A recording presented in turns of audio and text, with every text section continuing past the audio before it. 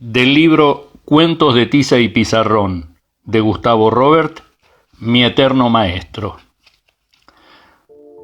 Entró al aula con su menudo cuerpo, traje gris, cabello rubio ondulado muy corto y anteojos con cristales redondos que ocultaban unos ojos celestes sumamente claros.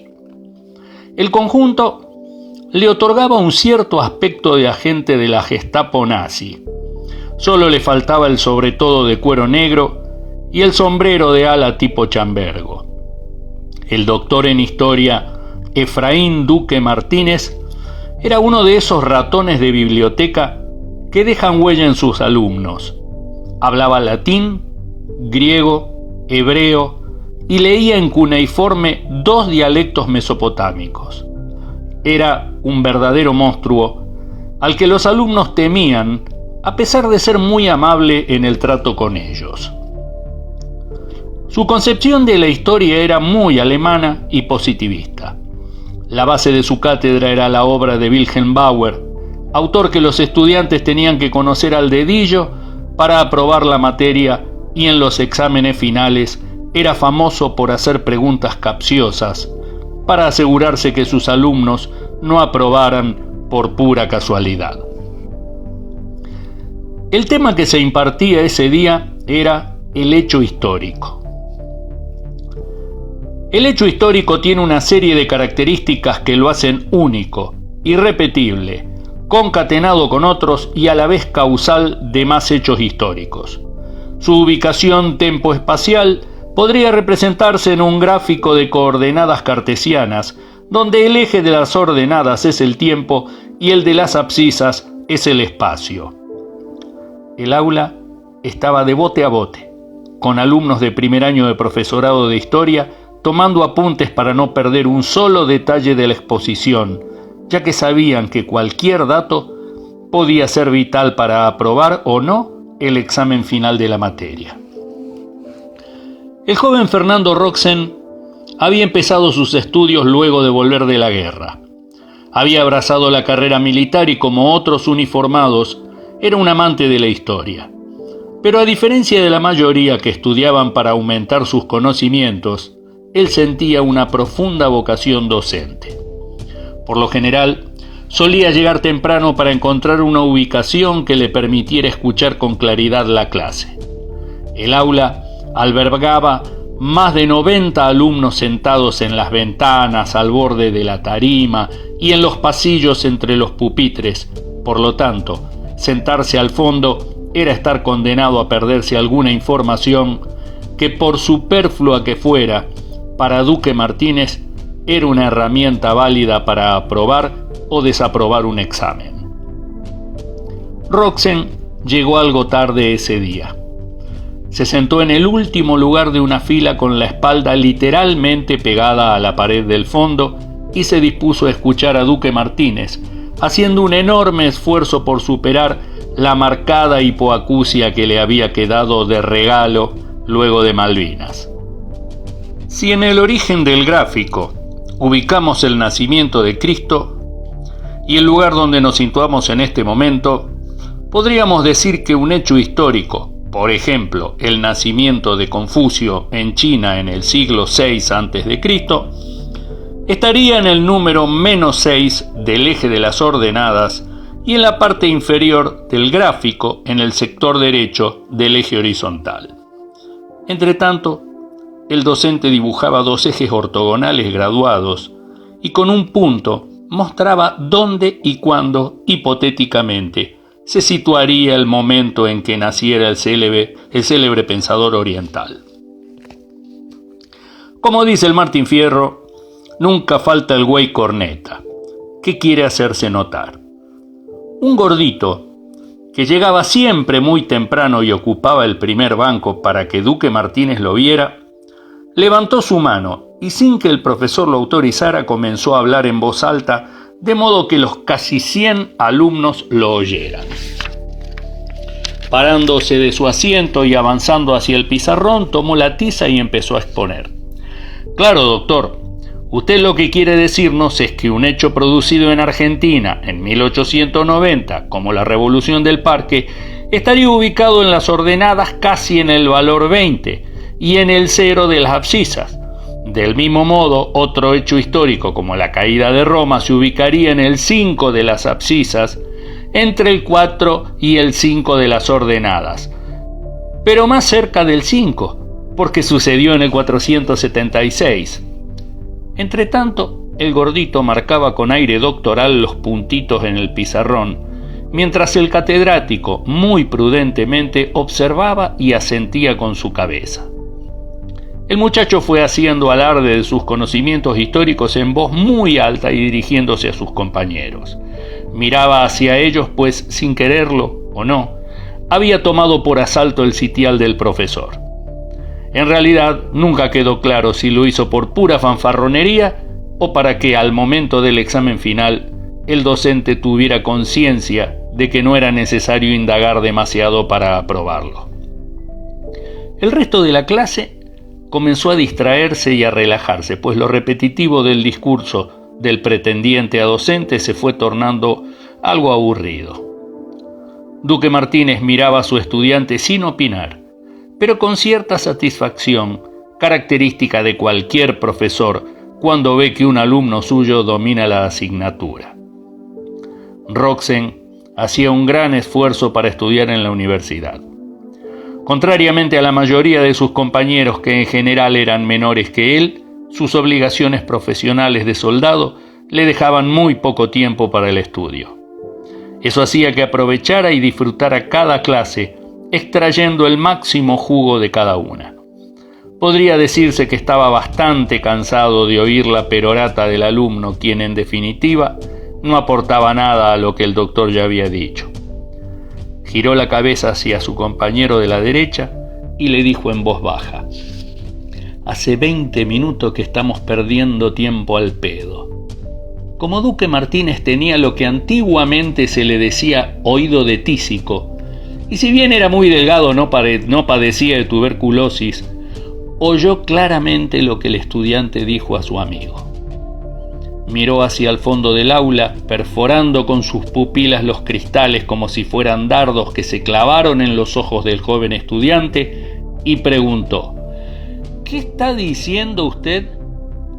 ¿Tiene algo para aportar a esta exposición, Roxen?». En ese momento el alumno vio a su profesor con más aspecto de agente de la Gestapo que nunca. Pensó: «Fernando, esta materia no la aprobás nunca más».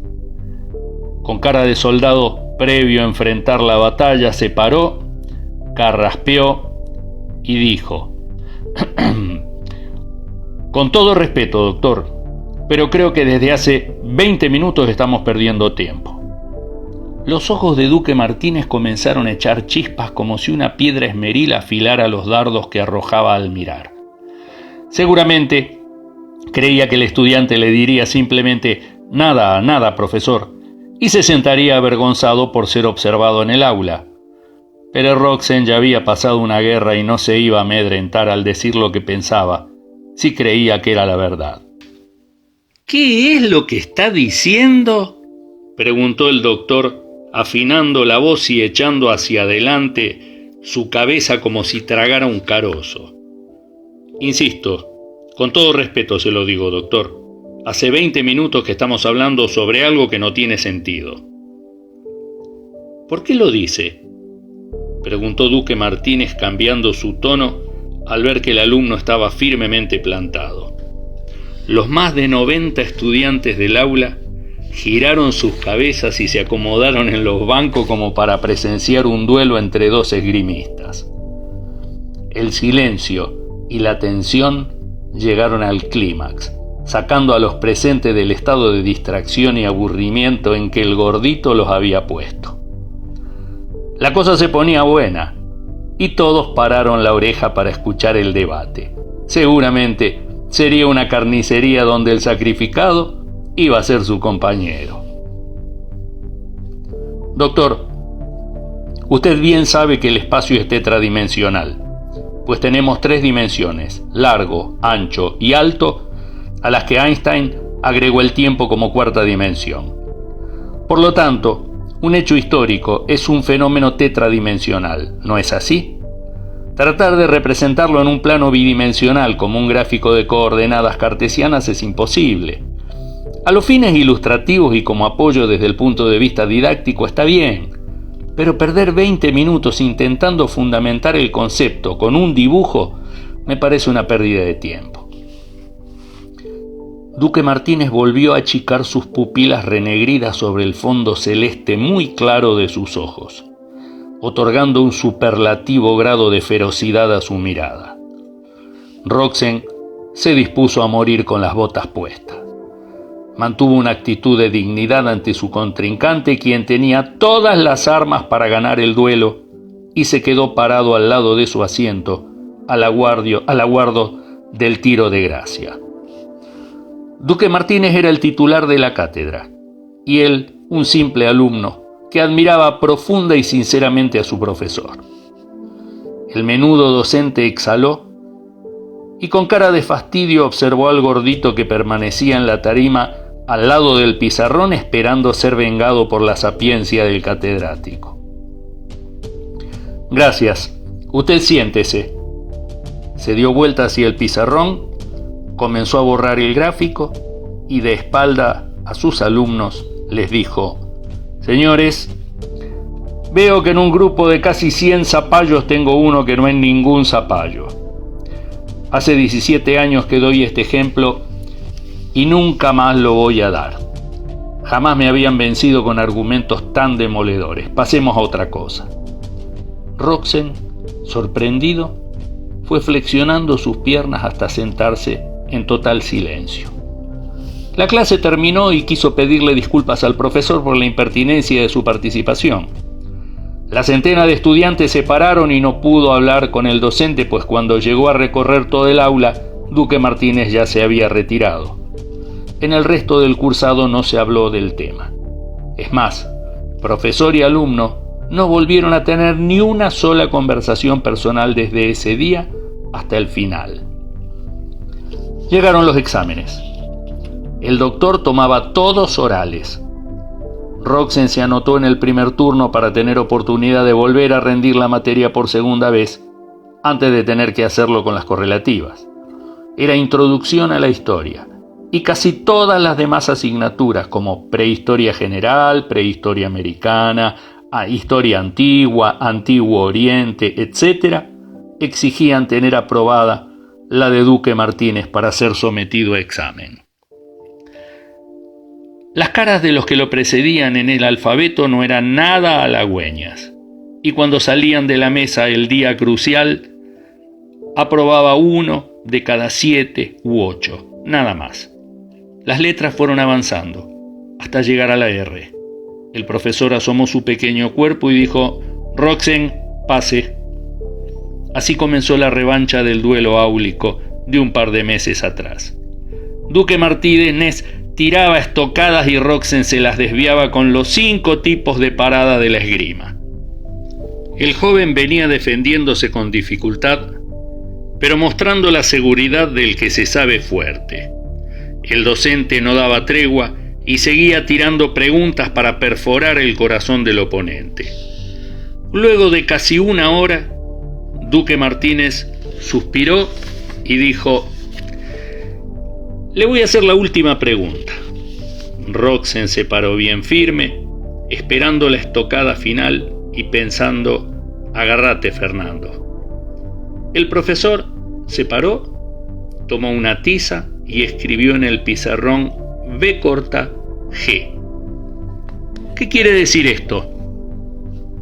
Nada, doctor, respondió el joven. Con voz inquisitoria el profesor volvió a preguntar: ¿B corta G no significa nada, Roxen? Sí, doctor. B corta G es verbi gratia, que significa por ejemplo en latín. ¿Y entonces en qué quedamos? Verbi gratia se abrevia en minúscula, doctor, contestó el alumno con expresión de satisfacción. Está bien. Gracias. Tiene un 9, vaya, dijo mientras escribía la nota en la libreta universitaria. El joven futuro profesor Roxen cruzó la puerta suspirando de felicidad. Hizo 5 pasos y escuchó nuevamente la voz de Duque Martínez llamándolo. «Roxen, venga por favor». Sintió una ola de frío en la nuca y se le acercó al docente esperando cualquier cosa. «Quiero que trabaje conmigo en el gabinete de investigación». Fernando Roxen se recibió 5 años más tarde, con el mejor promedio de la promoción. Su tesis se transformó en su primer libro y fue publicado con fondos de la municipalidad. A pedido de él, en la segunda página del mismo, imprimieron en letra calibre y tamaño 16, dedicado con profundo agradecimiento y admiración al doctor Efraín Duque Martínez, mi eterno maestro.